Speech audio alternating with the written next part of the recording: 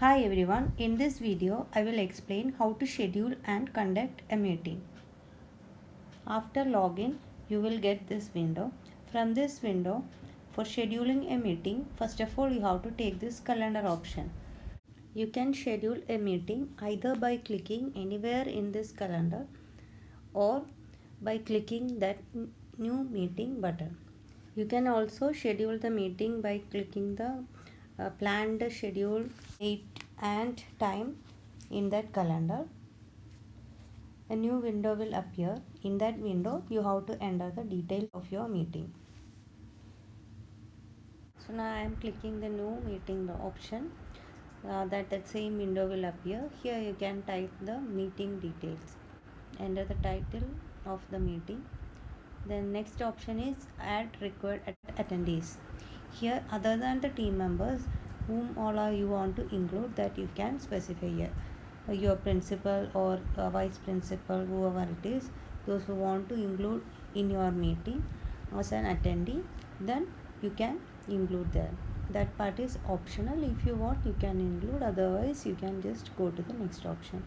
Next option is entering the date and time. If you are clicking the correct schedule of that calendar, then it will display that particular schedule.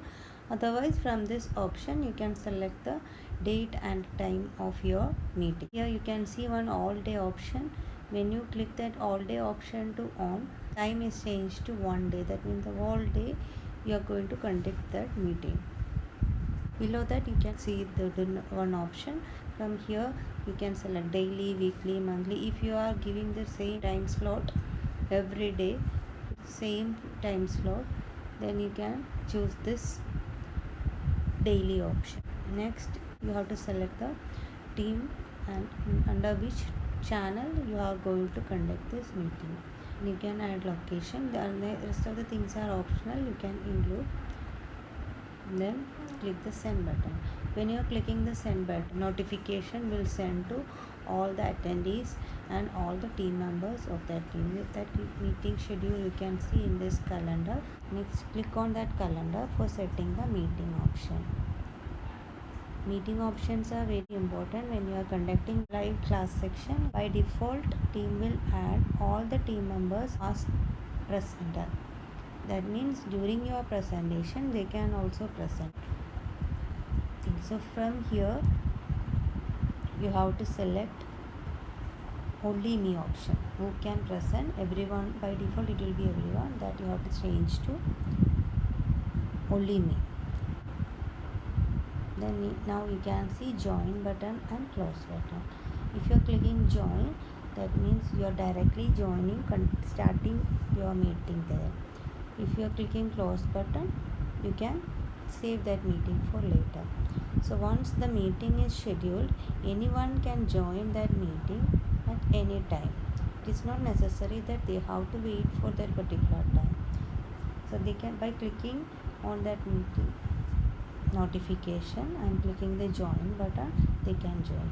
For avoiding that, schedule the meeting 15 minutes before your session, and after conducting the meeting, just cancel this meeting. Click on that scheduled meeting from the calendar, then click this cancel option.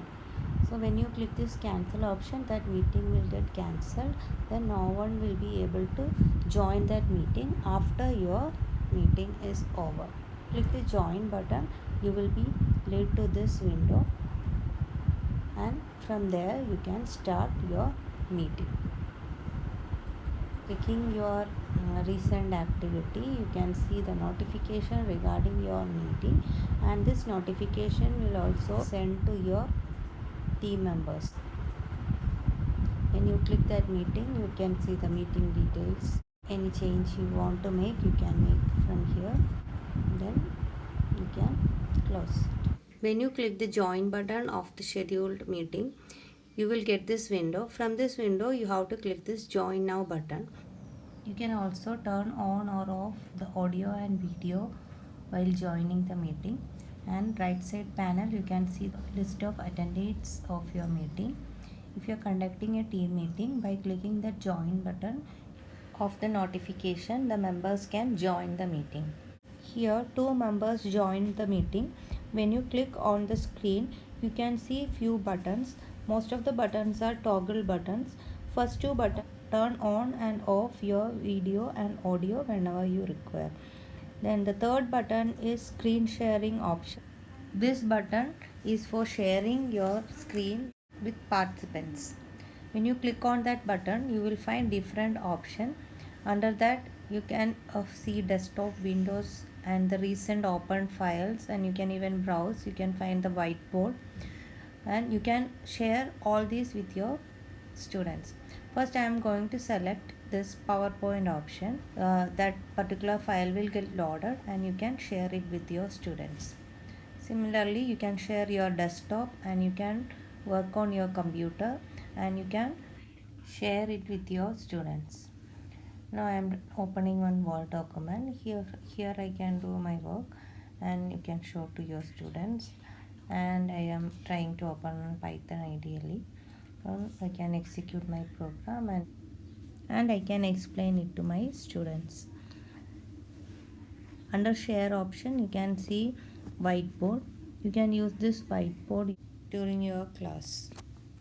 You can stop presenting by clicking that stop presenting option. Next option is recording option. You can record your entire meeting using this record meeting option, and you can share this recording with your student. Then by clicking the stop recording option, you can stop the recording.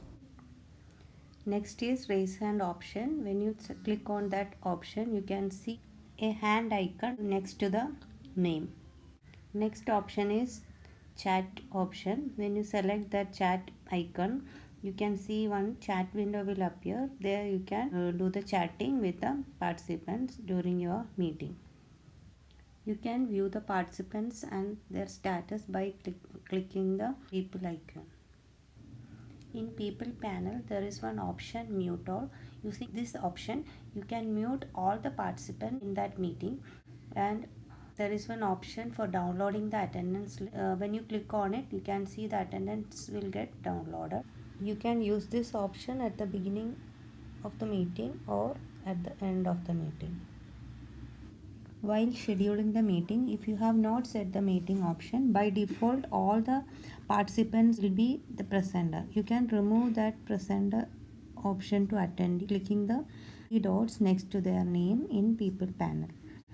Then make them to attendee, or you can click on this option. The meeting option window will open. From there you can set the meeting option given to only me option and click save. Next button is hang up button. Using this button you can leave the meeting.